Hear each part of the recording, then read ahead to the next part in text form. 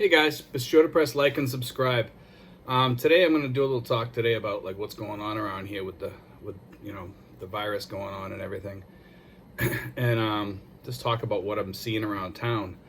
I was going to do a videotape around town a little bit, but some places they don't like you to do videos, like in the stores and stuff like that. The guards tell you that you can't videotape or whatever. I could have did a videotape around the provincial capital, but we were carrying a lot of stuff at the time, so I just decided not to do it. But I'm going to kind of explain to you like what's going on around here. One of the things I notice is in the stores. Some of the stores are like fully stocked with a lot of stuff, but the things that people usually like to have, like here they like something called ginger punch and stuff like that. It's very difficult to find. We can find cookies and Oreos and nuts and peanuts and all that stuff like all over the place. Bags of chips. I heard that rice is going up in price here a little bit, and that some of the other countries, I believe it was Vietnam, stopped all outgoing rice.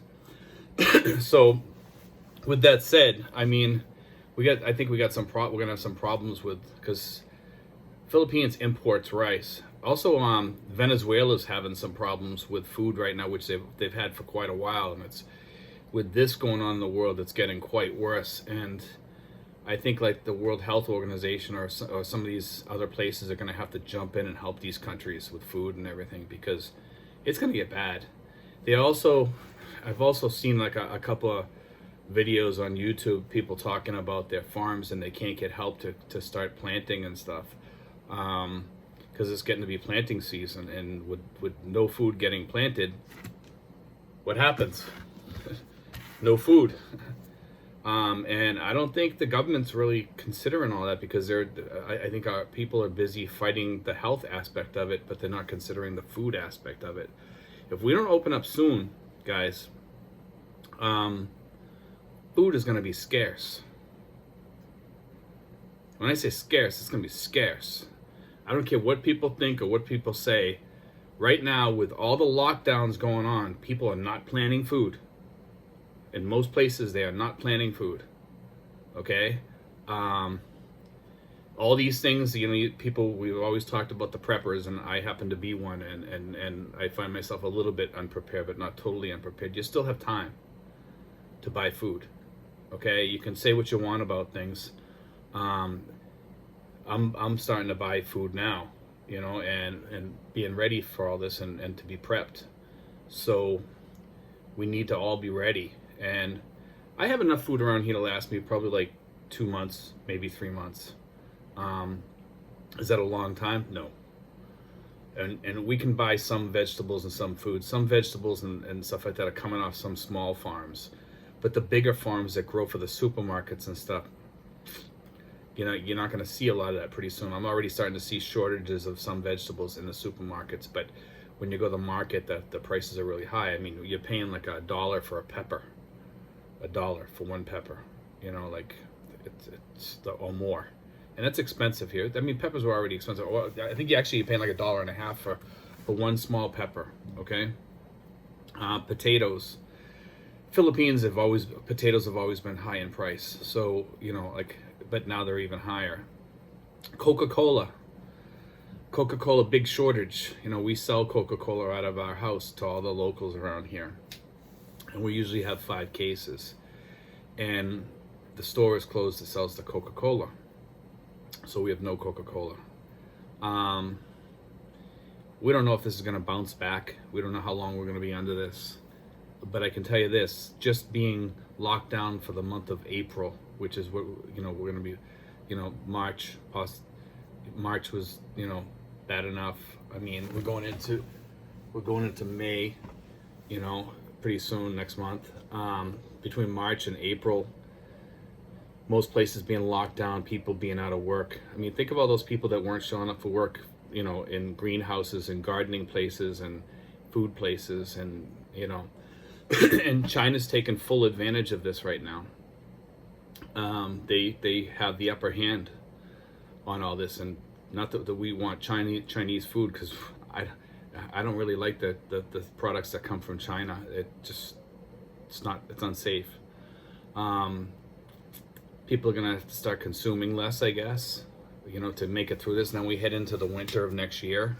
I mean, I'm sure we're gonna see some problems throughout the world with this issue, and I think it's gonna be a big global depression. I mean, I after thinking some of this through of what we've what I've seen, it's not pretty. It's not pretty at all. I just think that, if you think all this out and you think, okay, people are out of work for 2 months, most people are out of work. A lot of people are thinking that, hey, I want to be out of work like everybody else too. So they're leaving their jobs because they say that it's unsafe if they work at like companies and stuff like that. So because they know that they're going to get their stimulus check, and they know because of the COVID they can leave their work now and collect an unemployment check too. They've already stated from an article I read the other day that the unemployment, I think it was like 29% or close to 30% during the Great Depression, and I think we're going to beat that. I think they've already said we're going to definitely beat that by maybe 3 to 4 percentage points, if not more, because we're still not done with this yet. If this drags out till August, we could be way higher than that. Way higher. Talking 40, maybe 50% people unemployed, which would come back to work if people have, I don't know how the government's going to bail all this out. The debt that we're going to be going in is just going to drive the gold markets and stuff crazy. When we come out of this, which might be a long drawn out thing, just like the Depression was, I think stocks will do fairly well. But during this time we could go to war. Any number of things could happen, and China is poisoning themselves off of this by selling all the medical equipment and making tons of money off the medical equipment throughout the world. They're poisoning themselves to be like a global leader right now for all kinds of things during this mess, and they're taking full advantage of this. And the stuff that they're sending to some of these countries, it's not free. They send a bill. In most cases, they say that they're helping out these countries. They're helping them out, but charging them. Okay, is what I heard in one of the reports coming off Australian news, that they're billing these countries for these masks and everything. Okay, guys, stock up on rice. Put it into a bin that's dry and has a cover, and put something in there that absorbs moisture if you can. Do some homework on YouTube and find out anything that can keep your rice dry. So, because if you're in a high moisture area, you definitely want to keep everything dry. Store a lot of it, if you can. Some places it's hard to get water. Buy a filter right now while you can, because they're not going to be easy to get, and buy plenty of filters for it. The extra filters that you have to buy. All this stuff is really key right now, because if we go into lockdown next month, people are going to say, oh, I better start going out and get all this stuff now, and it might be too late. Okay, because if you buy some extra rice right now, you can use it. You know what I mean? Make rice meals for the rest of the year if we get out of this. Okay, it's better to be safe than to be sorry. One thing I did notice throughout this, though, they were talking about Manila and how Manila right now is they're seeing changes in the bay, and the bay is turning like an aqua blue, and some people were saying it's kind of like a milky aqua blue. And one thing I've noticed here in the Philippines is like the streams here have like kind of like a milky look to them because of the bleach from people bleaching their clothes and washing their clothes in the rivers and the streams here. Okay. And people right now, they are, most people are home and they're washing their clothes more, and they're using more bleach and they're using more detergent. All this stuff is going into the streams. Okay. And I'm sure it's going into the gutters up in Manila and everything when people wash their clothes, and it's going out into the bay. And that's like an ecological disaster. The water there is not becoming blue because the water's cleaner. No, the water's probably actually just as bad as it was before. Maybe worse in some ways, because of the more chemicals going down into the system from people trying to be clean, because you're using toxic chemicals and stuff like that to, clean your clothes, such as bleach and detergent and all that stuff. And that goes into the water and goes out to the ocean. So that's why we're seeing Manila Bay turn a really pretty color and looking like it should have like 50, 60 years ago,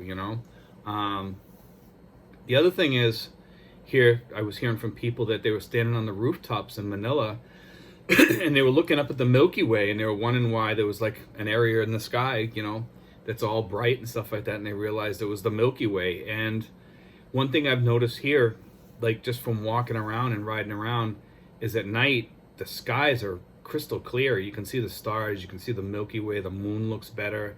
During the day, the sky's really, really super blue. Almost like bluer than the blue behind me. And I notice when I look up at the clouds, the clouds look like like really white. Compared to before, we always had like a brownish tint in the sky from like the pollution from Manila, and from the pollution around here. Manila's known for having lots of pollution, and Luzon is known for having lots of pollution from the jeepneys and stuff like that. And maybe this is God's way to show us this is the way it should be. We really need to start looking into like more electric vehicles and things like that. But we also have to charge those electric vehicles without using coal plants to charge them. So I'm not saying to use nuclear by no means, but I think we could use more wind power, ocean power. There's all different types of power out there. There's a few people talking about this new, not fusion, but there's something else out there too. There's a whole bunch of different ways. On TEDx, one of the podcasts or one of the YouTube videos, they were talking about this thing. It's almost like nuclear, but it's not dirty, and it's easy to use. If the people know how to do it, we just have to learn how to put it together, and it's very cheap to do. It's not expensive. It's way cheaper than nuclear, and the stuff that it produces is not really that dangerous. Like it's not something you have to bury, in the ground and surround it with lead and stuff like that. It's very little radiation that comes off of it. Anyway, that's what I'm seeing around here. I'm seeing people pull together around here too, and that's one of the beautiful things around here. People always pull together in the Philippines, and they always kind of look out for each other. There's a family down below us, and I'm probably going to buy them a big bag of rice soon, or some, maybe give them some money to go out and buy some food or whatever. I wish I could find the people that are usually in the streets that are struggling, because I'd give them something too. But guys, if you live in the Philippines, help these people out, your neighbors and stuff like that, people that we're not supposed to be out in the streets too much, but if you can reach out to some of these people, definitely do. I would say definitely try to help these people. Save your money as much as you can. Put away money. You're gonna need it. Don't forget your landlords, guys, too. Pay your landlords. Your landlords also need your money. If you're an expat here in the Philippines, don't forget these people are not wealthy, despite the fact that they might own some homes or something like that. It doesn't mean they're wealthy. It just means they own a few homes. And I went to my landlord, and she was really, really glad to get that extra money. And I pay her, I paid her this time a month in advance too, so she had that extra money. And some people aren't paying their rents right now here in the Philippines, so your landlords are getting hit pretty hard. And I'm sure it's the same way in the United States, but you guys got the stimulus and a bunch of other stuff coming at you in the United States in a large amount. I think that's also going to boost the price of gold. I think money's gonna, the dollar may drop a little bit because of that. Maybe in a big way, maybe in a small way. They're saying that for every $1,200 that they send out, that this stimulus package is costing each American about $6,000, because of all the stuff that the stuff that got attached to the package that the Democrats attached to it, to try to get it to, in order for them to sign off on it and let it go through, which is terrible, because right now the United States can't stand hits like that. And if we do another stimulus package, it's going to be more of the same. They're going to say, well, we want money for this, and this. Otherwise, we're not going to let it go through. And we got, back in the United States, we got Nancy Pelosi saying she's going to watch Trump on this. Otherwise, she's going to impeach him again, or she might even start up the impeachment proceedings in the middle of this, which is a terrible thing to do in the middle of all this. It's just a terrible thing. she has subpoena powers now on this new thing that she has for watching him with the stimulus and all, and with the COVID thing.